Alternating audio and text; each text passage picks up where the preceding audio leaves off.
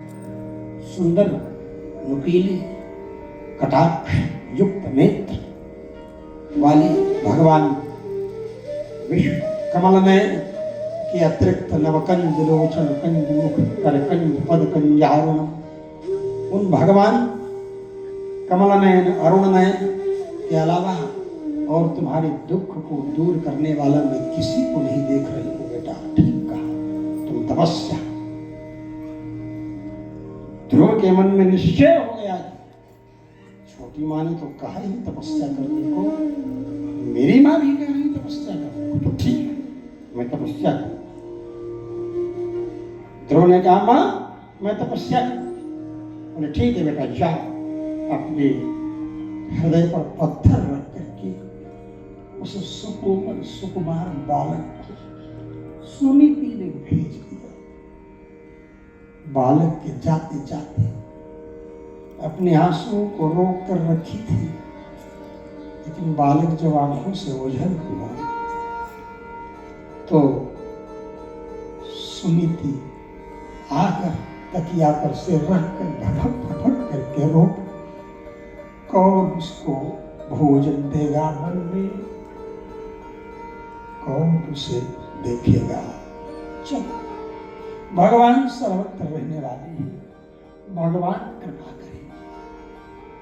सर्वत्र प्रभुरव्ययः और क्लोज भगवान को सर्वत्र रहने सोचकर भगवान के प्रति अगाध विश्वास धारण किए हुए सुनीति अपने पुत्र के कल्याण की कामना से भगवान का स्मरण करने।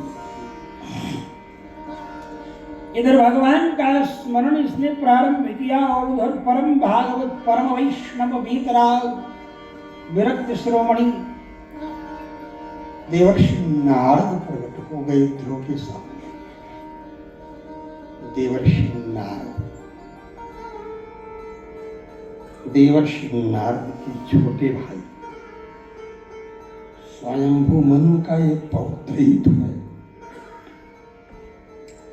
देवर्षि नारद के छोटे भाई, देवर्षि नारद के बाद ही तो स्वयंभू मनु का जन्म हुआ ना ब्रह्मा जी के द्वारा। देवर्षि नारद का भतीजा ही तो था उत्तानपाद, और भतीजे का एक बेटा था, नाती ही तो लगेगा। देवर्षि नारद बोले बेटा कहां जा रहे हो? ध्रुव ने कहा मैं तपस्या करने जा रहा हूं।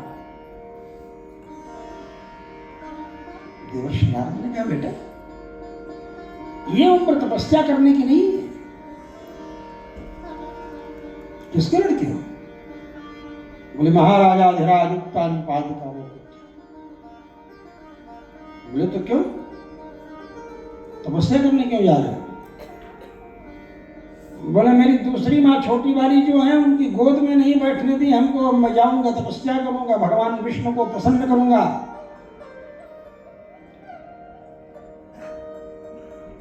बोले अच्छा तुमको बैठने नहीं दिया?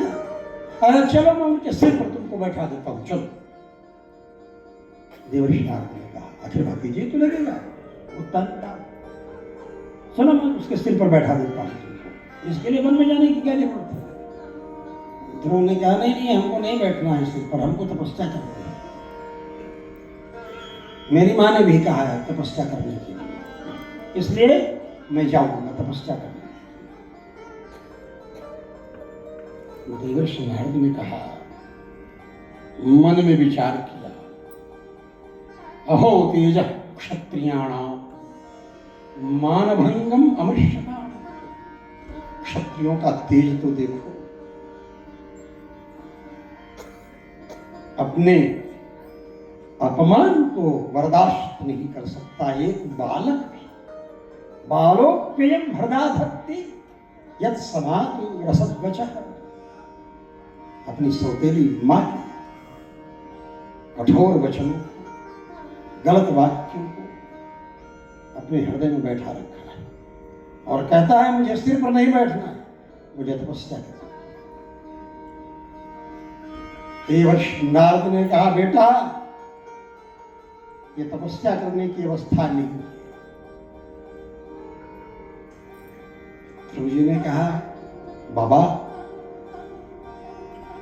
हमको तपस्या ही करनी, मैं घर लौट करके नहीं जाऊंगा। मेरा निर्णय है कि मैं तपस्या ही करने के लिए निकला हूं, तपस्या ही करूंगा, भगवान विष्णु की आराधना करूंगा। देवर्षि नारद ने कहा, बेटा अगर तुम्हारा ऐसा दृढ़ निश्चय है तो मैं तुमको ऐसा मंत्र देता हूं जिसको जपते हुए, तपश्चर्या करते हुए तुमको ऐसा दिव्य सिंहासन प्राप्त होगा जिस सिंहासन पर आज तक न तो कोई बैठा है और न ही भविष्य में कोई बैठने वाला है। नान्यैरधिष्ठितं कैश्चित् न चैवाधिश्रयिष्यति। न तो कोई बैठा है अभी तक और न कोई बैठ सकता है। ऐसा दिव्य सिंहासन में तुमको प्राप्त कराने वाला मंत्र देता हूं जिस पर विश्व का कोई भी साधक न तो आज तक बैठ सका है और न भविष्य में बैठ पाएगा। ऐसा करके ओम नमो भगवते वासुदेवाय। समस्त अर्थों की साधना करने वाला, समस्त अर्थों को सिद्ध कर देने वाला, समस्त संकल्पों को सिद्ध कर देने वाला द्वादशाक्षर मंत्र का उपदेश देवर्षि नारद को दिया। वो तो चला था विष्णु भगवान की आराधना करने के लिए, तो नारद जी को चाहिए था ओम विष्णुवे नमः मंत्र बोल देते। शास्त्र में विष्णु में, कृष्ण में, राम में, नारायण में कोई अंतर नहीं, कोई भेद नहीं। भेद बुद्धि कह करके नारायण को बड़ा, राम जी को छोटा, राम जी को बड़ा, नारायण को छोटा, इस तरह कह करके लोग अपनी अल्प बुद्धि का परिचय। भगवान द्वादशाक्षर मंत्र किया और मधुबन में आकर के उन्होंने तपश्चर्या प्रारंभ। पहले महीने में 3-3 रात्रि में कपित्थ और बेर खा करके समय बिताया। त्रिरात्रांते कपित्थ मदरासन। कपित्थ और बेर,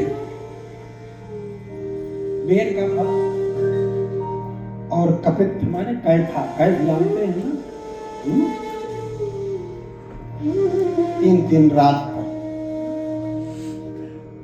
दूसरे महीने में 6-6 रात बीत जाने के बाद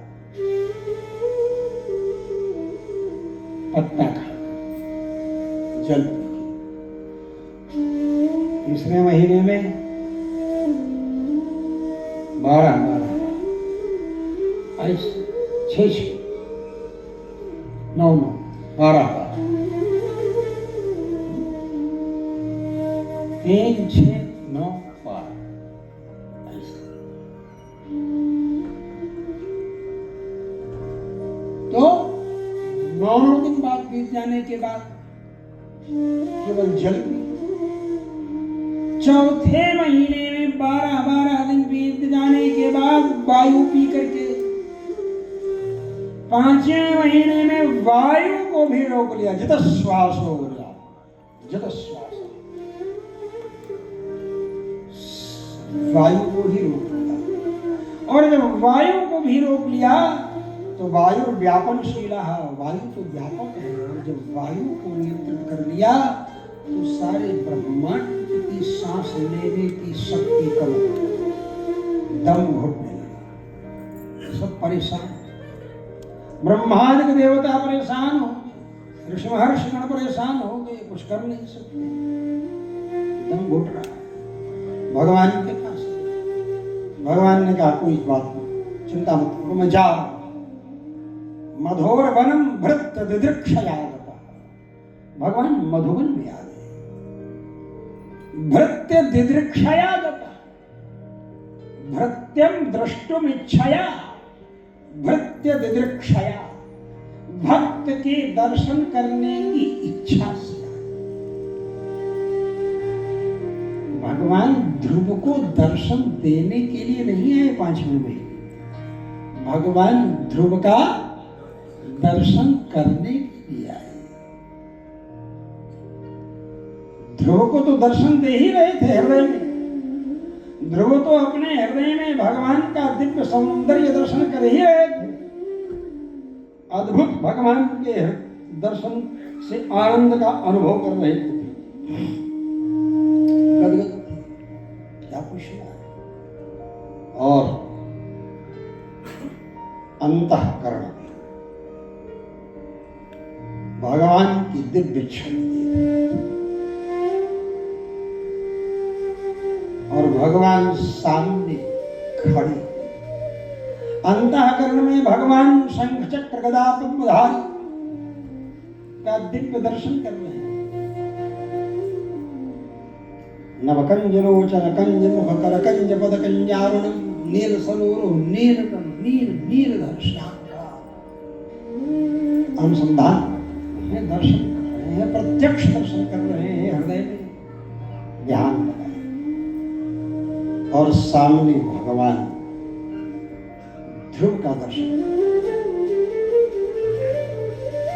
भगवान ने सोचा इतनी देर हो गई हम खड़े हैं, ये आंख भी नहीं खोल रहा है। भगवान ने हृदय वाले स्वरूप को खींच लिया और खींचते ही जैसे सर्प अपनी मणि के लिए तड़पता है, ऐसे ही तड़प करके ध्रुव जी ने नेत्र खोले तो सामने सशंख चक्रम सकिरीट कुंडलम सफेद वस्त्रम सरसीरुहेक्षुम सहार वक्षस्थल कौस्तुभश्रियम। भगवान का दिव्य दर्शन किया। दर्शन करने के बाद स्तुति करने का मन कह रहा है कि स्तुति करें, लेकिन पढ़ने तो गए नहीं थे विद्यालय में। अरे भाई खेल ही रहे थे बच्चों के साथ में, और तब तक ये घटना घट गई कि बच्चों ने पिताजी का नाम पूछा और उन्होंने माँ से पूछा और माँ ने पिताजी के पास भेजा और सौतेली माँ ने हाथ झटक दिया और तपस्या करने के लिए आए। नारद जी ने मंत्र बताया, यहाँ आकर तपस्या करने लगे। 5वें महीने भगवान आए 5 वर्ष की अवस्था में ध्रुव जी के सामने दर्शन देने। तो ध्रुव जी स्तुति कैसे करें? न्याय व्याकरण वेदांत मीमांसा नहीं भी कुछ तो साहित्य पढ़े होते, कुछ छंद शास्त्र, कुछ श्लोक रचना का सामर्थ्य होता तब उन्हें श्लोक बनाते, कसमसाए। और जब बच्चे कुछ बोलना चाहें और कसमसाते हैं तो देख करके उनकी कसमसाहट और प्यार उमड़ता है और चूम लेने का मन कहता है। तो भगवान के भी मन में ध्रुव की कसमसाहट देख करके मन में आया चूम लूं। और चूमना क्या है? जिस शंख को चूम कर बजाते हैं हरदम, उसी शंख को ध्रुव जी के गाल में स्पर्श करा दिया। कपोले रसते वाणी छंदोमयम ज्ञान घनम प्रशांतम। छंदोमय वेद मतलब साक्षात वेद जिस शंख के अंदर विराजमान है। ब्रह्ममय न कम्मुना पस्पर्श बालम कृपया कपूर। ब्रह्ममयेन कम्बुना, ब्रह्ममयेन वेदमयेन कम्बुना शंखेन बालम कपोले पस्पर्श। वेदमय शंख से बाल, शंख धवल वर्ण का है, सफेद वर्ण का है। धवल वर्ण ही ज्ञान, धवल या कुंदेन्दु तुषारहार धवल कहते हैं। या श्वेत पद्मासना, भगवती सरस्वती की या श्वेत पद्मासना, श्वेत कमल के ऊपर विराजमान है। धवल धवल वस्त्र या तुषार घनसार पांडुरा, शास्त्र वर्णन करता है। ऐसे धवल वस्त्र धवल शंख से गाल में स्पर्श किया, और जैसे गाल में स्पर्श किया वैसे उनकी वाणी प्रस्फुटित और बस स्तुति करने। योऽन्तः प्रविश्य मम वाचमिमां प्रसुप्तां संजीवयत्यखिल शक्तिधर स्वधाम्ना। अन्यांश्च हस्तचरणश्रवणत्वगादीन् प्राणान् नमो भगवते पुरुषाय तुभ्यम् योऽन्तः प्रविश्य मम वाचमिमां प्रसुप्ताम्। यो माने जो, यमुना और जमुना कहते हो, युगल और जुगल कहते हो, ऐसे ही समझ लो। यो माने जो,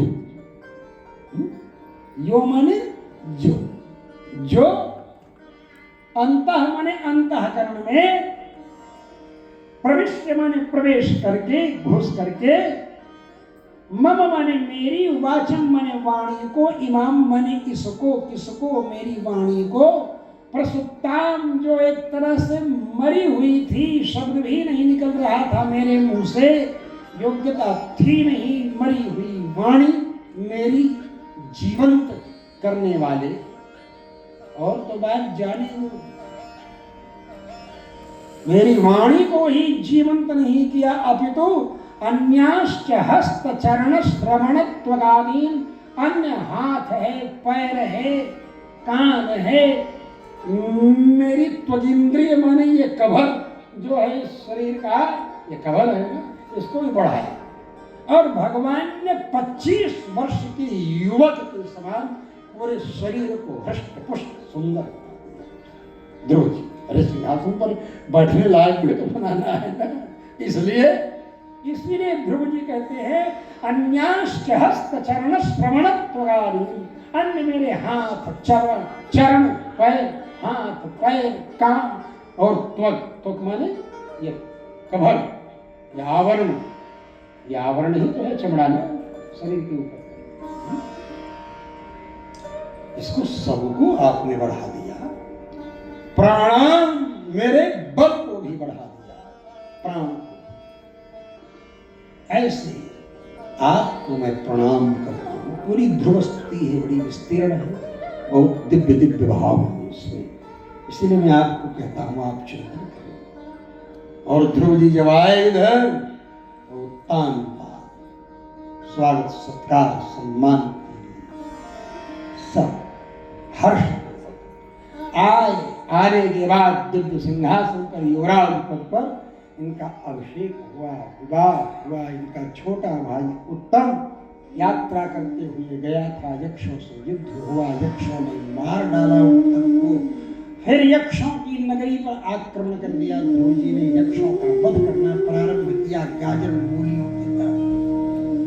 कुबेर युद्ध करते हुए, सीधे युद्ध करते, स्वयं धनपति कुबेर यक्षराज युद्ध करने लगे। उन्होंने ऐसे अस्त्रों का प्रयोग किया, बाणों से ध्रुव का रथ आच्छादित, जैसे बादलों में सूरज छिप जाए उसी प्रकार ध्रुव जी बाणों से छिप। सब लोग सोचने लगे क्या हुआ, क्या हुआ, ध्रुव दिख नहीं। तब तक ध्रुव जी ने नारायणास्त्र का प्रयोग करके धनपति कुबेर के सारे अस्त्र शस्त्रों का समाप्त कर दिया, और जैसे सूर्योदय हो जाए ऐसे प्रकट होता है धनपति कुबेर पराजित। मनु जी महाराज प्रकट हो गए, जब गाजर मूलियों की तरह यक्षों को काट रहे थे, बेबस कर रहे थे, तब स्वयंभू मनु स्वयं प्रकट बोले युद्ध बंद करो। बस अपने पितामह के शब्दों को सुनते ही ध्रुव ने तत्काल युद्ध बंद कर दिया। क्रोध में व्यक्ति अपने बड़ों की भी बात नहीं मानता है, बड़े रोकते भी हैं तो भी नहीं मानता। लेकिन महाराज उत्तानपाद के कहते हैं ध्रुव जी युद्ध बंद कर, सीधे शांत। स्वयं मनु प्रसन्न